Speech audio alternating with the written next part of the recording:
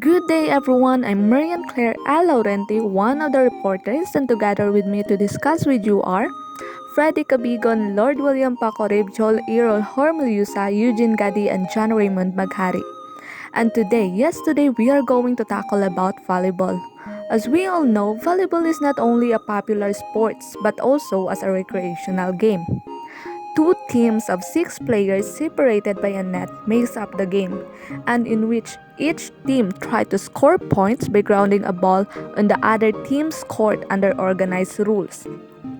Our today's discussion is going to revolve around the nature of team sports, a brief history of volleyball, the facilities and equipments used, and lastly, the terms used in the game. So without further ado, let's jump right into our discussion. Team. A team is a group of people with complementary skills who work together to achieve a specific goal. Sports. Sport is usually defined as an organized, competitive, and skillful physical activity which asks for devotion and fair play. All of this is regulated by rules or customs. The physical activity includes movement or people and different objects. Team sports. A team sport includes any sport which involves players working together toward a shared objective, which is to win. This can be seen in sports such as hockey, football, American football, associated football, basketball, volleyball, tennis, water polo, lacrosse, rowing, rugby, league rugby union, cricket, handball, and many others.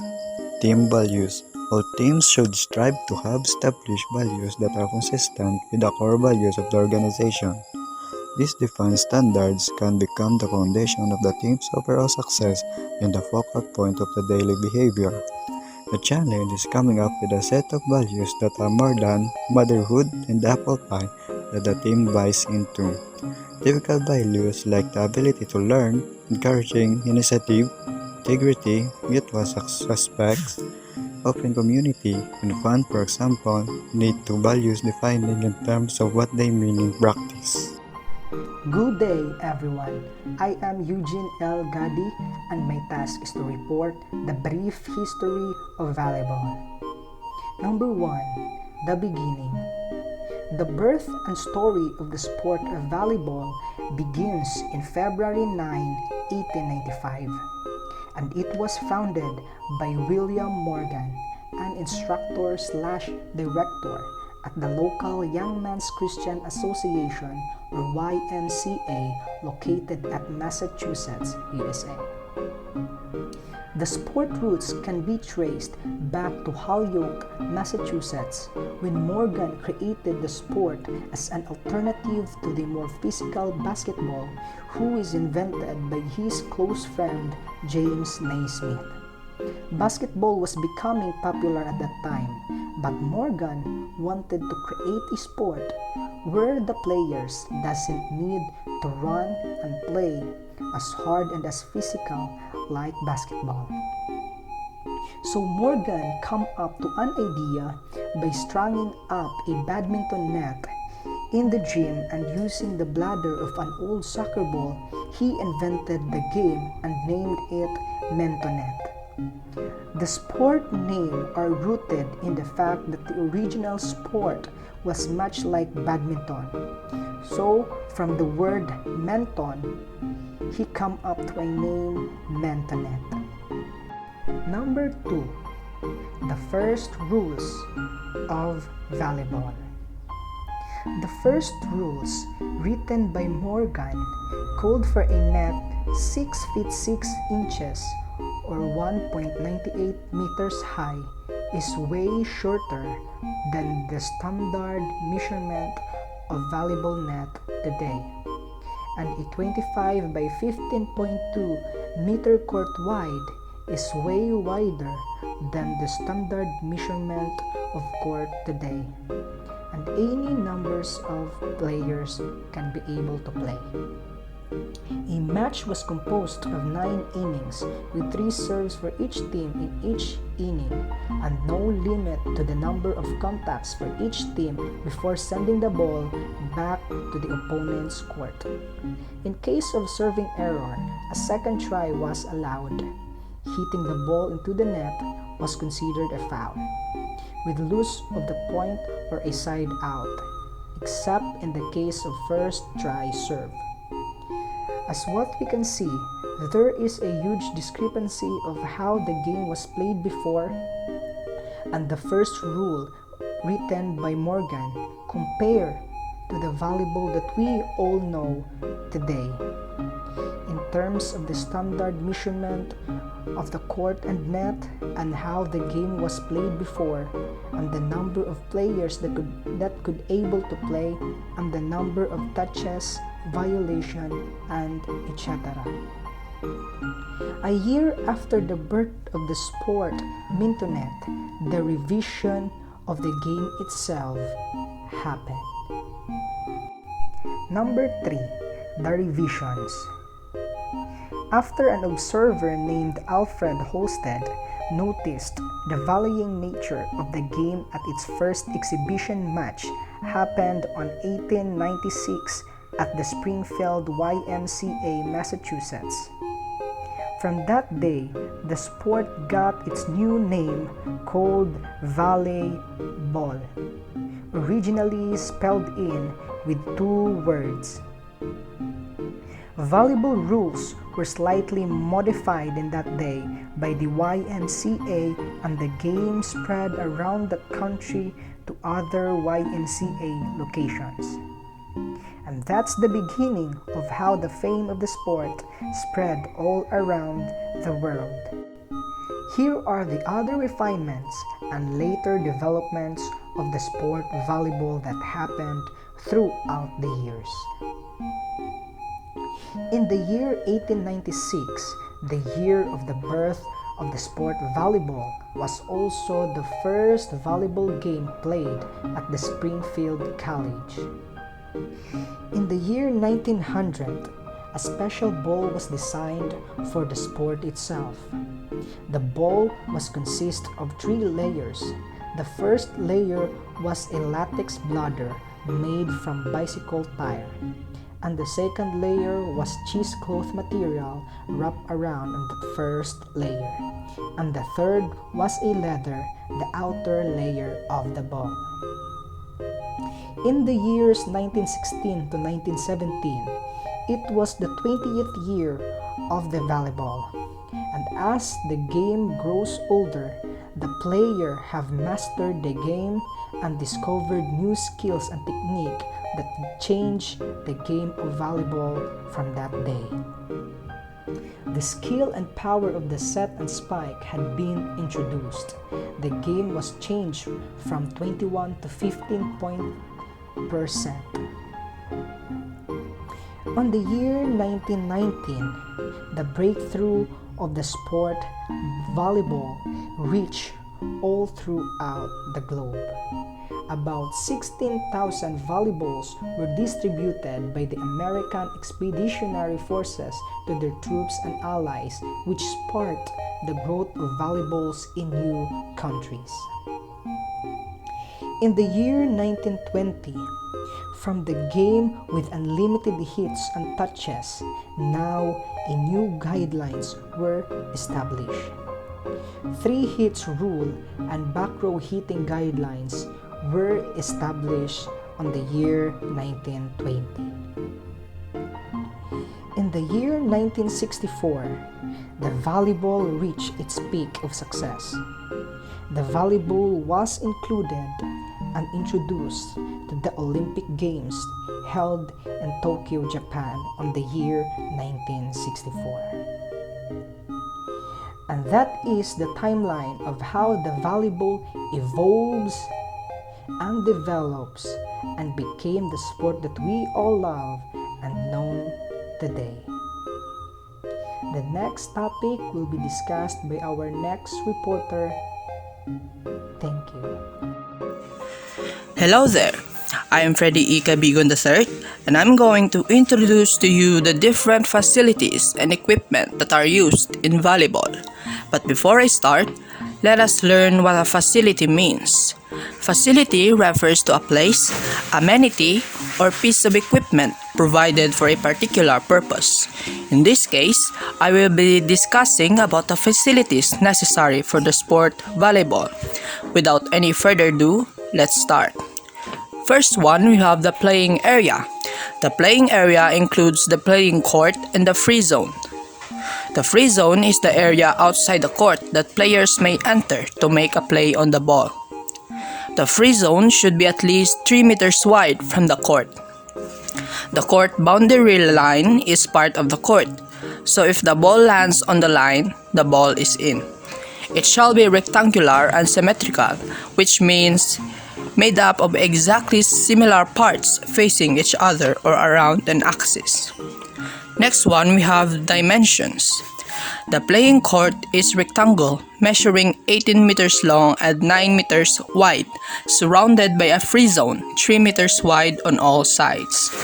The space above the playing area is known as the free playing space and has a minimum of 7 meters high from the playing surface. Next one, we have the playing surface. The playing surface is flat and light color. For FIVB, or the International Volleyball Federation, world and official competitions, only a wooden or synthetic surface is allowed. White colors are required for the lines. Other different colors are required for the playing court and free zone. The surface must be flat, horizontal, and uniform. There are outside playing courts.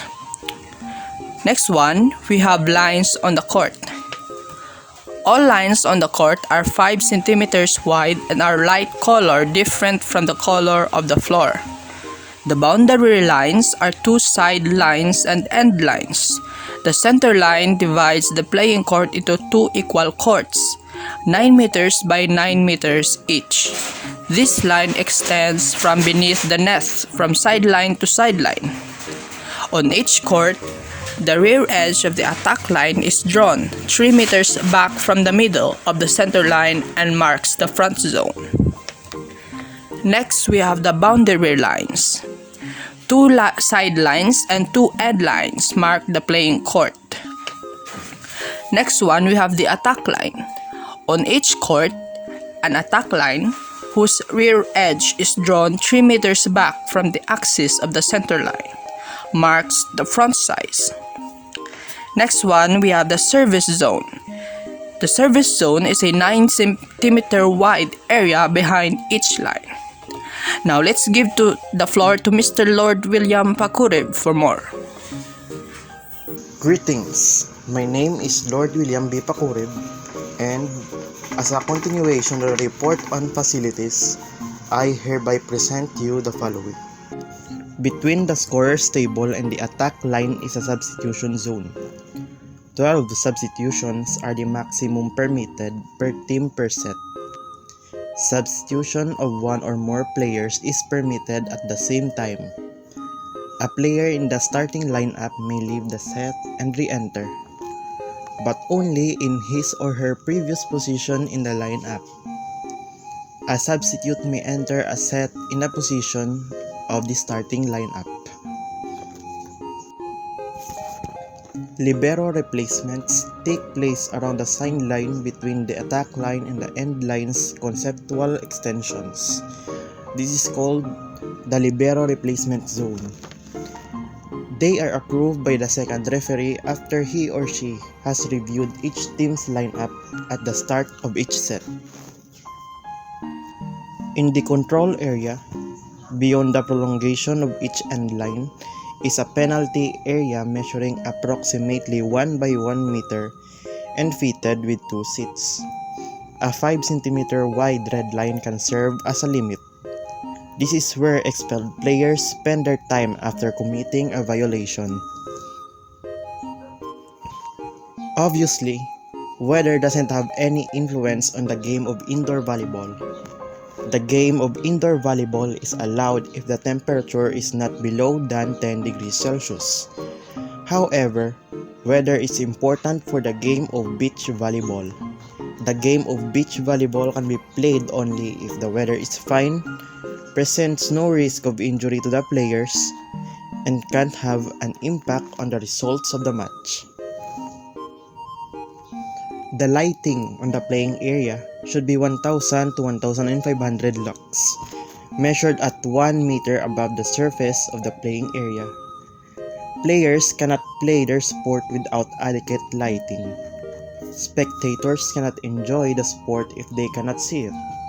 Yet, beyond basic convenience, outdoor lighting is critical to safety. Players will make fewer mistakes on the field or court when they can see well. The center line is the line that runs underneath the net. This line is the width of the court and divides the volleyball court into two equal halves. The axis of the center line divides the playing court into two equal courts measuring 9 by 9 meter each. The front zone on each court is limited by the axis of the center line and the rear edge of the attack line. The front zone extends beyond the sidelines to the end of the free zone. The service zone is a 9-meter wide area behind each end line and extends to the end of the free zone. The axis of the center line and the back edge of the attack line restricts the front zone on each court. The warm-up area is situated on the outside of the free zone and in the control area of the bench side corners. Among the top benefits of doing warm-up exercises for volleyball are increased body, muscle, and blood temperature, improved blood circulation, increase in flexibility, improved range of motion, increased muscle coordination, increase the secretion of hormones, more effective body cooling, dilated blood vessels, increased explosive power, increased mental focus, as well as mental preparation. It goes without saying that warm-up is incredibly important to volleyball players. It is worth noting that stretching during warm-up helps volleyball players improve their performance dramatically and demonstrate much better results during the game. Obviously, doing warm-up exercises allows volleyball players to avoid injuries. Let's move on to the equipments used in volleyball. First is the net. It is placed vertically over the center line whose top at a height of 2.43 meters for men and 2.24 meters for women. A net usually works as a boundary to separate the player teams, and it works efficiently to prevent unfortunate collisions and inter-team accidents. Second, we have the side bands. These are the two white bands fastened vertically to the net and placed directly above each sideline. Third, we have the antenna. It is a flex rod, 1.80 meters long and 10 millimeters in diameter, made from fiberglass or similar materials. In volleyball, the ball must pass over the net between the sidelines. By using antennas, a line judge or referee can clearly determine whether the ball traveled round or even over the antenna when crossing the net. If something like this does occur, a fault would be called, so it gives players and the referee a visual aid to judge if the ball is in play or out of bounds as it flies over the net. Then we have the posts. The posts supporting the net are placed at a distance of 0.50 to 1 meters outside the sidelines. They are 2.55 meters high and preferably adjustable. So, it is adjustable since the net height between the men and the women differs from each other. And lastly, we have the ball. It should be spherical, made of flexible leather or synthetic leather case with a bladder inside, made up of rubber or a similar material. There are definite differences between a ball designed for court floor and for beach play. What is consistent is that the ball is round and usually has 18 rectangular-like panels of leather, either synthetic or genuine, arranged in 6 different panels. This leather covering is wrapped around the bladder of the ball. In 2008, they decided that the Mikasa ball with 8 panels and with dimples in the body would be the official indoor ball for volleyball sports. What made it so useful for indoor play was its soft to the hand touch and more streamlined flight capability. It also came with a valve that allowed for adjustment of the internal air pressure of the ball. The volleyball ball itself was needed when the game was created by William G. Morgan in 1895. At that time, there were some volleyball balls to pick from, but they weren't exactly right for the high-performance game. At the time of volleyball's creation, there were no balls that will completely fit the ball as Morgan needed. So in the end, Morgan approached A.G. Spalding and Brothers to ask them to custom make a ball that would be the official volleyball. Good day, everyone. Today we have to discuss the volleyball terminologies. Ace, a serve that is not passable and the results immediately in a point. Antenna, the vertical rods mounted by the edges of the net. The antennas are mounted directly above the sidelines and are not in play. Antennas are not usually used on outdoor nets. Approach, fast strides toward the net by a spiker before he jumps in the air.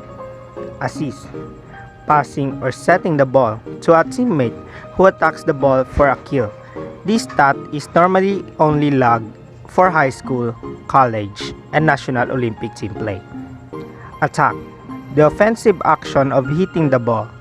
The attempt of one team to terminate the play by hitting the ball to the floor on opponent's side. Attack block, receiving player's aggressive attempt to block the spike ball before it crosses the net. Attack error, an unsuccessful attack which does not one of the following.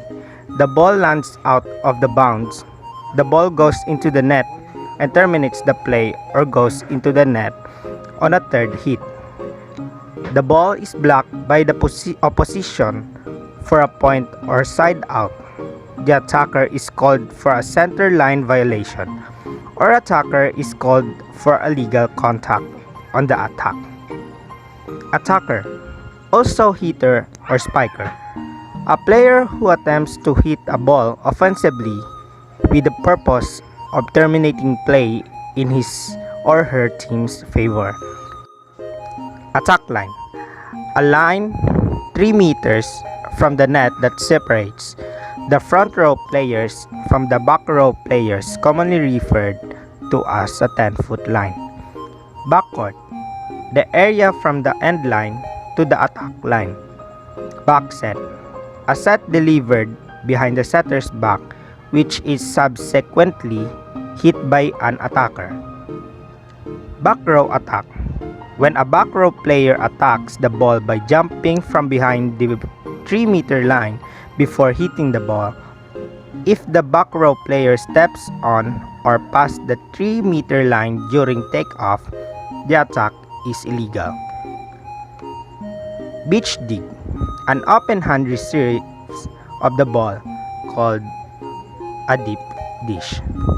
Block, a defensive play by one or more players meant to deflect a spike ball back to the hitter's court.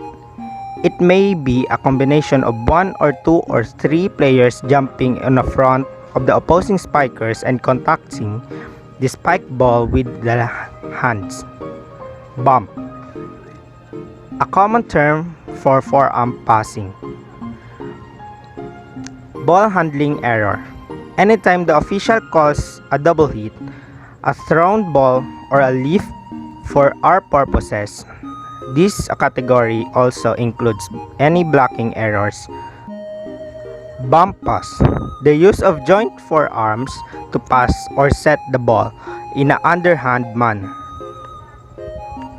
Campfire, a ball that falls to the floor in an area that's surrounded by 2, 3, or 4 or more players. At the instant after the ball hits the floor, it appears that the players are encircling and staring at the campfire. Closing the block, the responsibility of assisting blockers to join the primary blocker and create the impenetrable block in which the ball cannot fit between the two individual blockers. Cross-court shot. An individual attack directed at the angle of one end to the offensive team's side of the net to the opposite sideline of the defensive team's court. Cut shot. A spike from the hitter's strong side that travels at the sharp angles across the net. Decoy. An offensive play meant to disguise a spiker who received the set. Deep set. Set to be hit away from the net to confuse or disrupt the timing of the blockers. Dig. Passing a spiked or rapidly hit ball, slang for the art of passing an attack ball close to the floor. Digging is one of the skills of defending the floor, commonly mastered by liberos. Dink, a legal push of the ball around or over the blockers. Dink is a soft hit and a very effective attack that could maneuver the two aggressive defenders in blocking the shot. Double block. From the word double, there are two players working in unison to deflect an attack ball at the net back to the hitter's side. Double hit is successive hits or contacts by the same player. This is illegal. Double quick, two hitters approaching the setter for a quick inside hit. Doubles, a game with two players on each side, most commonly played on a sand court or beaches. Usually, doubles are played in beach volleyball. 5-1, a 6-player offensive system that uses 5 hitters and 1 setter. 5 players in attack mode in an attempt to attack the ball, leaving the blockers guessing of who will take the final hit. 5 set, a back set to the right front hitter. Forearm pass is a fundamental skills of volleyball. Join your arms from elbows to the wrist and strike the ball with the fleshly part of your forearms in an underhand motion. Foul, any violation of the rules. Free ball, a ball that will be returned by a pass rather than a spike. It happens when a team already reached the maximum of 3 touches without creating any attack, so the team have no option but to return the ball via pass. Held ball, commonly known as holding, a ball that comes to rest during contact resulting in a foul. Jungle ball, any volleyball game with people who don't really know how to play volleyball. A common euphemism for this type of game is called picnic volleyball. Joust, when 2 opposing players are simultaneously attempting to play a ball above the net. Key, to predict a team's next play by observation of patterns or habits.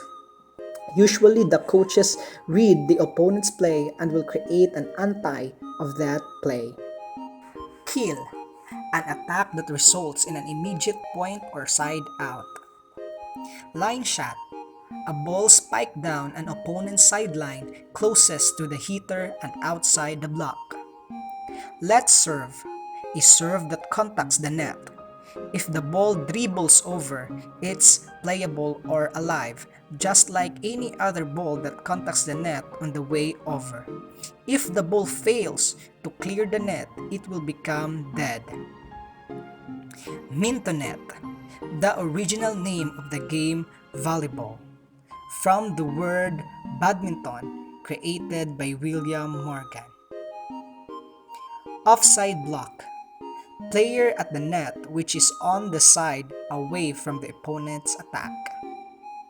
Overhand pass is a skill in serving the ball, a pass executed with both hands open, controlled by the fingers and thumbs. Pancake, a one-handed defensive technique where the hand is extended and the palm is slid along the floor as the player in a diving motion or extension ropes. Pancake is a well-timed dive that will keep the ball alive. point of service. In the NCAA standard, commonly called it a serve that results in a point, as the serve is not returnable due to a bad pass by a receiver. This number includes aces. Power alley, a cross-court hit traveling away from the spiker to the farthest point of the court. A power alley, a very deadly and lethal attack if perfectly executed. A high-caliber spiker can deliver this kind of shot. Quick set, a set usually 2 inches above the net in which the hitter is approaching the setter and may even be in the air before the setter delivers the ball. This set requires a great connection and chemistry between the setter and the hitter itself. Also, it requires a precise timing between these two players to complete this attack. Ready position. Always ready and focused is the key in defending. The flexed yet comfortable posture a player assumes before moving to contact the ball. Hi. I am an AI and I am about to conclude what the human reporters has discussed. Thank you for listening.